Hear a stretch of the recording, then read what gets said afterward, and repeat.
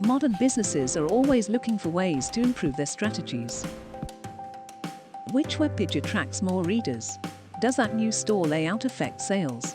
Or what can we do to improve customer satisfaction? Are just a few examples of questions that sit behind decision-making in companies.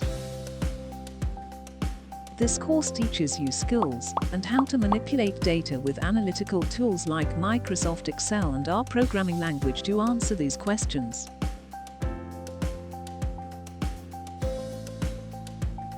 This course is suitable for those who are new to data science and those who want to develop a core toolkit of technical, statistical, and analytical techniques. Check our website in description to know about syllabus and more.